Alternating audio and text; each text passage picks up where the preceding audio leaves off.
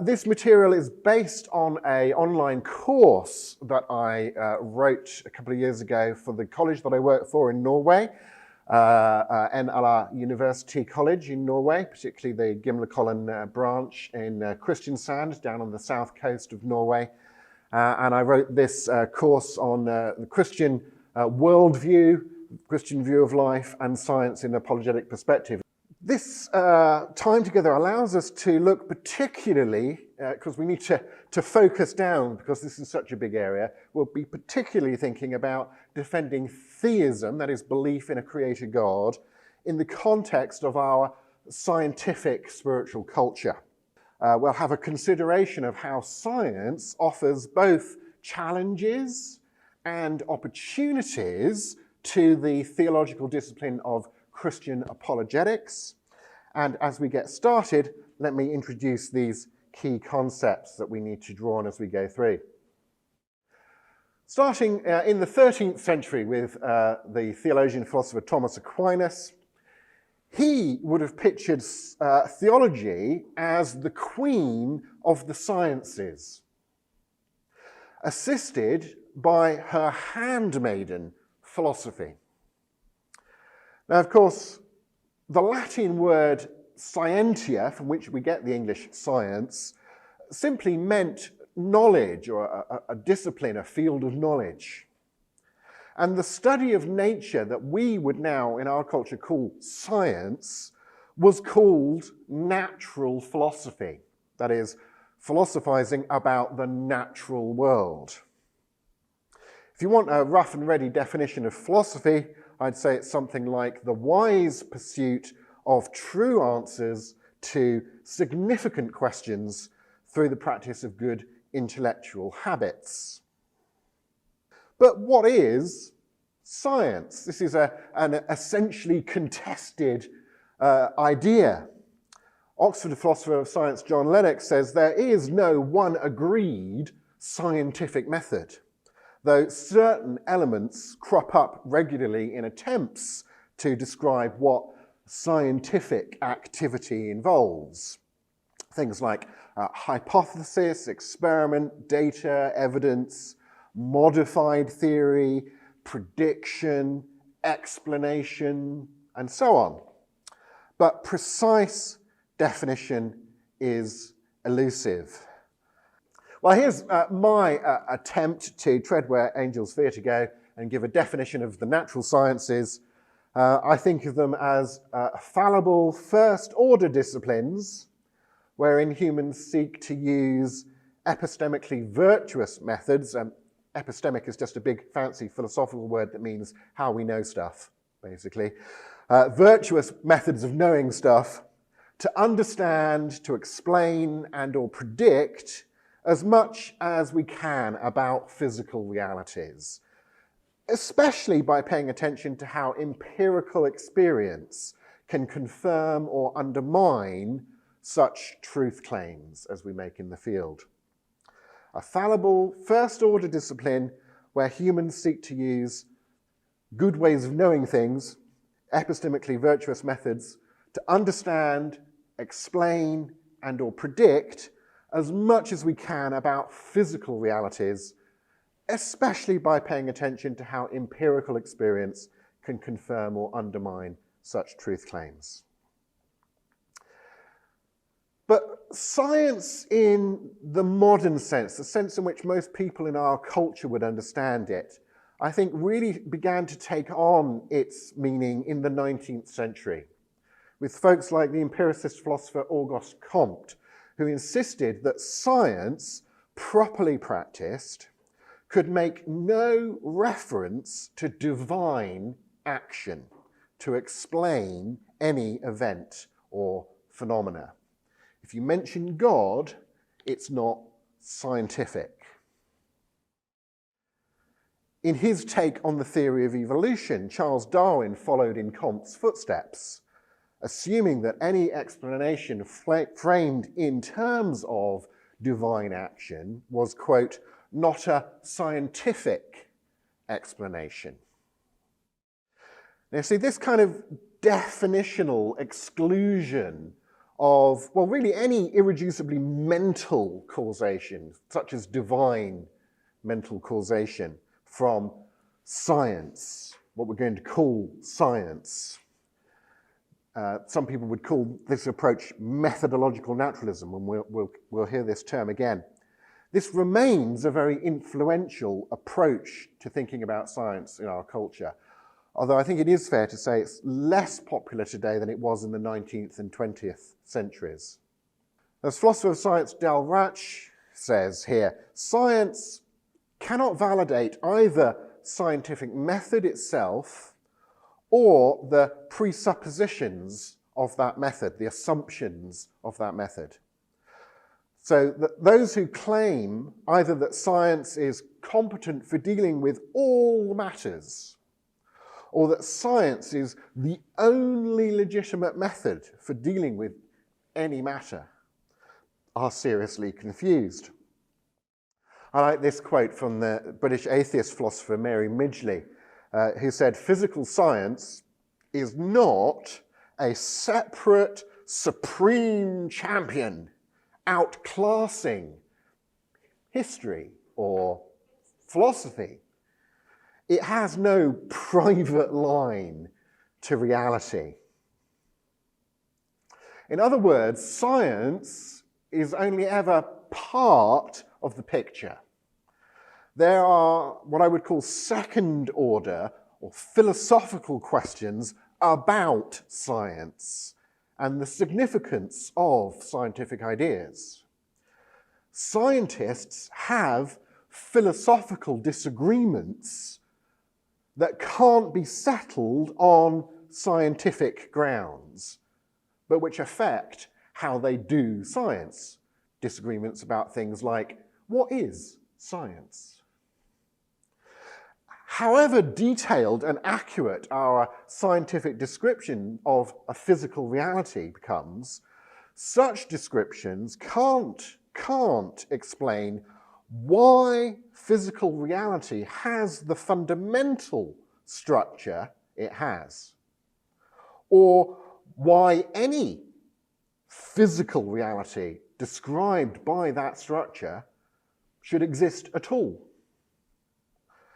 Science, in other words, makes metaphysical assumptions, and it raises metaphysical, philosophical questions that require metaphysical, philosophical answers, because it's only part of the picture.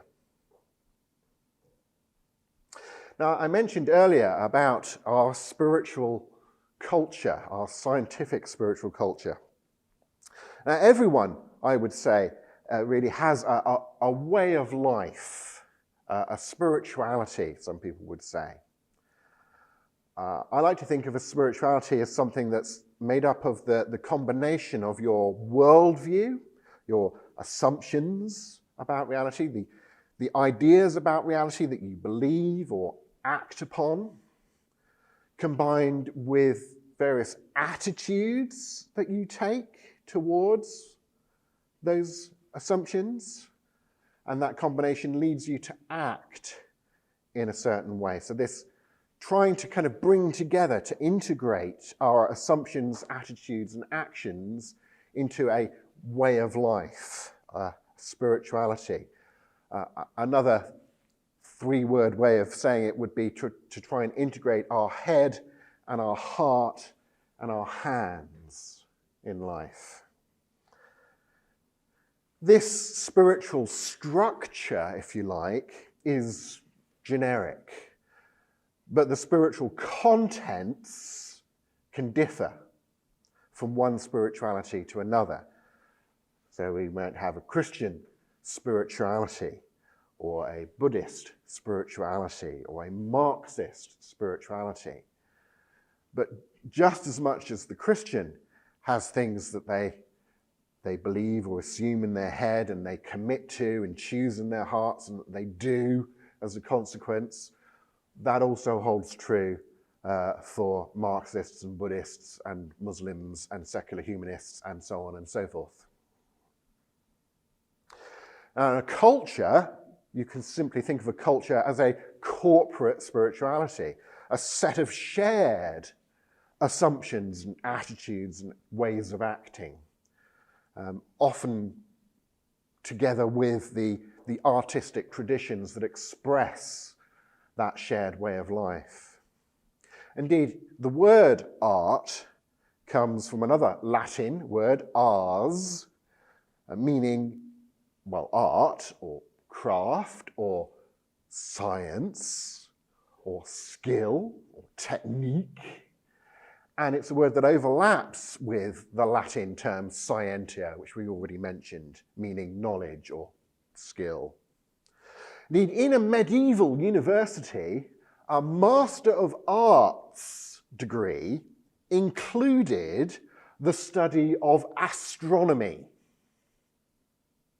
We wouldn't divide things up in this way. We don't use the terms in this way.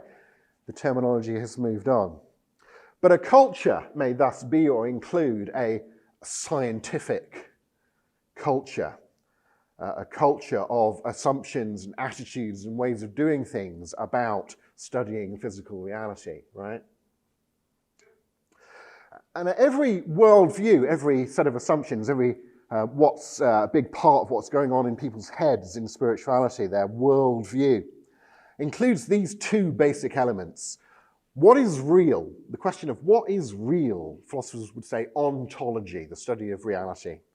What assumptions about reality do they make? What sort of things do they think exist? And the question of how do we know anything?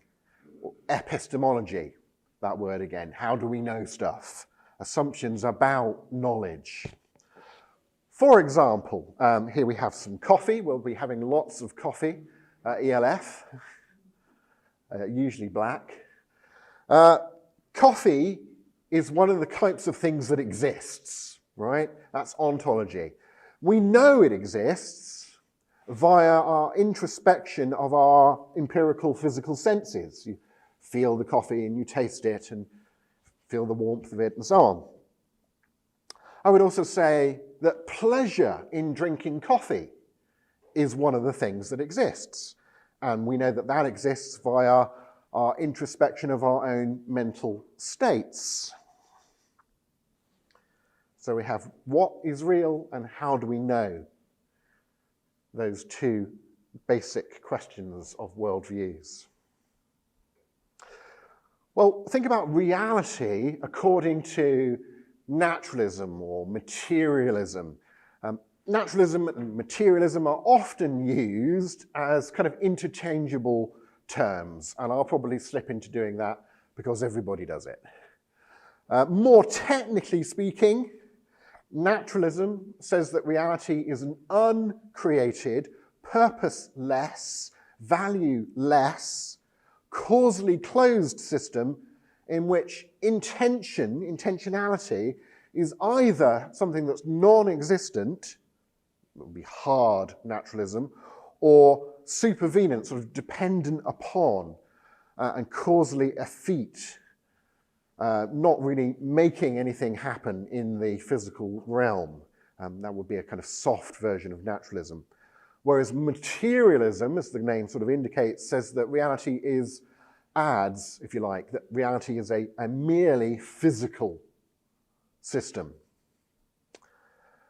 So if you were a materialist, you'd be a hard naturalist under this way of kind of chopping up the territory. Well, does reality really fit into the naturalistic stroke materialistic description of reality box, as I've put it here? For example, the reality that coffee exists, does that fit into the naturalistic materialistic box? What about the fact that we know that coffee exists through introspection of our physical senses? Does that reality fit into the naturalistic materialistic box? What about pleasure? Pleasure in drinking coffee exists. Does that fit into that description of reality? And the fact that we know this, again, via mental introspection, does that fit into the description of reality?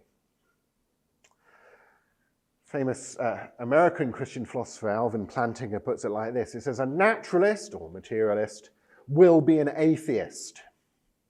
But not every atheist is a naturalist. Naturalism is stronger than atheism. So naturalism includes atheism and more. You could be an atheistic Buddhist, for example, who believes in non-physical realities. Atheism comes from the Greek word athos, from the a meaning without, plus the theos meaning God or gods. God is not among the things that an atheist believes to be real. The Cambridge Dictionary defines an atheist as someone who believes that God does not exist. Now, some atheists, you will find, define atheism as a lack of belief in God. But A, this makes cats into atheists, and B, fails to distinguish between atheism and agnosticism, saying, I don't know whether or not there's a God. So if someone says, well, I just lack a belief in God, you say, well, is it that you don't know whether or not there's a God, or do you actually think that God does not exist? Which of those do you think? So the cat here is thinking, I don't think I believe in God. I don't think any cat thinks that. But I don't think I'm an atheist or an agnostic. I just don't think cats have thought about it, right? So they lack a belief in God. Atheist Kai Nielsen said, atheism, here's a definition, in general, the critique and denial of metaphysical belief in God or spiritual beings. As such, it is usually distinguished from theism, which affirms the reality of the divine and often seeks to demonstrate its existence. Atheism is also distinguished from agnosticism, which leaves open the question whether or not there's a God, professing to find the question unanswerable or unanswered. But there's also, how do we know? According to, and note, this is not science, but scientism. Trying to use science, contrary to Del Ratch's advice, or what the other philosopher that I quoted, names escaped me momentarily, said about not having a private line to reality. Some people do think that about science. So atheist Alex Rosenberg says, being scientistic just means treating science as our exclusive guide to reality. We trust science as the only way to acquire knowledge, and it's about anything. Or atheist Peter Atkins from the UK says the scientific method is the only means of discovering the nature of reality, the only way of acquiring reliable knowledge. This kind of demand about how we know things that appeals to science, this scientistic demand, is basically the demand that every rational belief, every belief to count as rational, must be justified by a scientific, that generally means empirical kind of evidence. That demand, I would say, is self-contradictory because it is a demand that can't itself be justified by science, by empirical evidence. And actually it's a demand that entails an infinite regress that can't be satisfied. It's also open to obvious counterexamples, I would say, metaphysical, moral, aesthetic knowledge. So for example, okay, scientific knowledge, coffee exists, a clear empirical example, but again, pleasure in drinking exists. Enjoying coffee is good, or this is a beautiful cup. Nancy Pearcey from the States, in her book Saving Leonardo, says that the strict separation of facts from values, like is good, is beautiful, right? Whether justified by naturalism or materialism or scientism, is the key to unlocking the history of the modern Western mind. People have always known that there's a distinction between is and ought. between descriptive statements and normative or prescriptive statements. But in earlier ages, people thought both types of statement dealt with questions of truth. If you made a moral statement about what someone ought to do, it was either true or false. And under the modern separation that often appeals to science, that's no longer the case. And you get this bifurcation between facts, which are known scientifically, and values, kind of floating justification free. So you end up, if you combine like materialism about what exists and scientism about how we know, resulting in this fact-value divide, you end up with a worldview like this, summarized by Alex Rosenberg in his book, The Atheist's Guide to Reality. Is there a God? No. What is the nature of reality? What physics says it is. What is the purpose of the universe? There is none. What is the meaning of life? Ditto, i.e. there is none. Why am I here? Just dumb luck. Is there a soul? Is it immortal? Are you kidding? Is there free will? Not a chance. What happens when we die? Everything pretty much goes on as before, except us. What is the difference between right and wrong, good and bad? There is no moral difference between them. Individual human life, says Rosenberg, is meaningless, without purpose, without ultimate moral value. We need to face the fact that nihilism, the denial of this kind of value view of reality, is true. He says, creating purpose in a world that can't have any is like trying to build a perpetual motion machine after you've discovered that nature rules them out. If this seems hard to take, he says, there's always Prozac. It's an antidepressant drug. Right? And he doubles down on this later in the book. He says, what should we scientistic folks do when overcome by Weltschmerz? Sorry if I've murdered the German. World weariness. He says, take 2 of whatever neuropharmacology prescribes. After all, that's all there is to your mental states. Your mental states just are brain states, and you can change them. Richard Rorty, famous postmodern atheist philosopher, said we should try to get to the point where we no longer worship anything, where we treat everything, our language, our conscience, our community, as products of time and chance. Now, Christian theology, as Alistair McGrath says, is an attempt to make sense of the foundational resources of Christianity in light of what each age regards as first-rate methods, so thinking well about the stuff that we think we know. Theology, like science, is a fallible discipline wherein humans seek to use epistemically virtuous methods, in this case to construct a comprehensive Christian worldview that takes into account both the books of special revelation from the Bible and the book of general revelation, the world.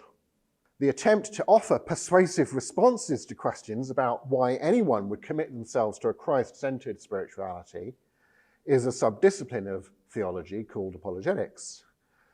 Again, comes from a Greek word, apologia, meaning a speech made in a legal context, legal defense in court was the original usage.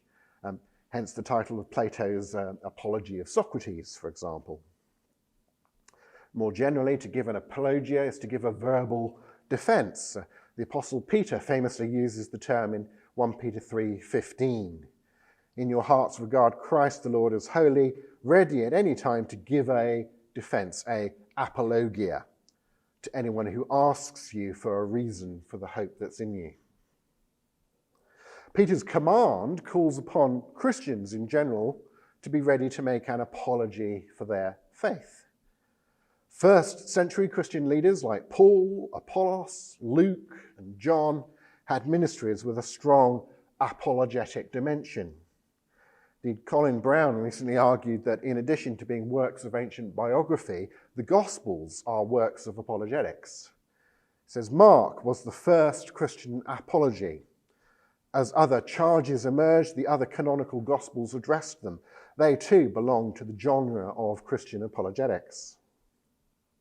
Second century Christian intellectuals like Quadratus, Aristides of Athens, Justin Martyr, Athenagoras and Tertullian addressed the Roman authorities in various apologies for the Christian faith, becoming known in the process as apologists.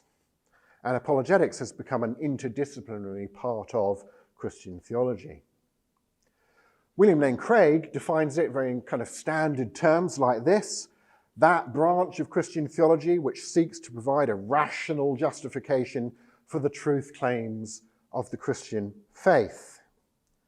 However, an ancient Greek or Roman lawyer would be well aware that there's more to a convincing speech than good argumentation, although it needs that. As Kinghorn and Walls here say, God draws us towards a relationship with him in which we find our ultimate fulfillment. However, the distinction is to be drawn between belief and a relational commitment marked by faith. The goal of the apologist is a relationship marked by faith. So they urge that biblical apologetics needs to be a holistic, kind of rounded enterprise, and I would agree. I myself have advanced a holistic definition of apologetics, grounded in that three-part description of spirituality with which we began. I call it apologetics in 3D, like 3 dimensions. As a sub-discipline of theology, I view Christian apologetics as the art and science of helping people to be persuaded that a Christ-centered spirituality is a beautiful, good, and reasonable true life commitment to make. That is to say, to help people be persuaded that Christian spirituality is, at the very least, no less, and is ideally more reasonable and all true, good, and beautiful than any of the alternatives on the table. To recontextualize an image from the pagan philosopher Socrates, the Christian apologist is a kind of spiritual midwife, helping people to deliver as strong and healthy a spiritual response to Jesus as they can muster. So I think thinking about science, and I put it in inverted commas to highlight this means different things to different people, offers apologetics both challenges and opportunities that we'll be grappling with. Naturalism, stroke materialism, restricts people's understanding of the reality that is studied by the sciences. Scientism, as a way of knowing, restricts people's understanding of knowledge to the empirical methods of naturalistic science. But I also think that science can support premises in philosophical arguments for, or indeed against, the existence of God. And we'll, again, look at and grapple with some of those as we go forward.